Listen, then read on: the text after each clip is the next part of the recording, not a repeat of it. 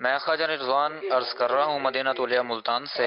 مفتی صاحب کی بارگاہ میں سوال یہ ہے کہ میں پرانے نوٹ دے کر نئے نوٹ لینا چاہتا ہوں، تو آگے والا جو مجھے نئے نوٹ دینا چاہتا ہے وہ یہ کہتا ہے کہ آپ ابھی مجھے پرانے نوٹ دیں اور نئے نوٹ جو ہے آپ کو کچھ دنوں کے بعد ملیں گے، اور وہ مجھ سے وہ پرانے نوٹ جو ہے وہ کچھ زیادہ لینا چاہتا ہے۔ جیسے میں نے 1000 اس کو کہا کہ 1000 مجھے نئے دیں، تو وہ مجھے کہتا ہے کہ آپ مجھے 1020 روپے زیادہ دیں اور چند دنوں کے بعد آپ کو 1000 جو ہے وہ نئے مل جائیں گے۔ تو آیا ایسا کرنا درست ہے یا نہیں؟ شرعی رہنمائی فرما دیجیے، جزاک اللہ خیرہ۔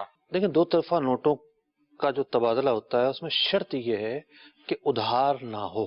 ٹھیک ہے، ایک طرف سے وہ نوٹ دے، دوسری طرف سے دوسرا نوٹ دے، لا محالہ کم زیادہ ہوں گے ٹھیک ہے، جب یہ ڈیل کی جا رہی ہے۔ ٹھیک ہے، تو اگر یہ ادھار ہو جاتا ہے تو جائز نہیں ہوگا، نقد ہونا ضروری ہے، ٹھیک ہے۔ اور جو انہوں نے صورت بیان کی مجھ سے، اس میں تو صراحت کی ہے انہوں نے کہ ادھار ہو رہا ہے، وہ جائز نہیں ہے، وہ جائز سودی معاملہ ہوگا۔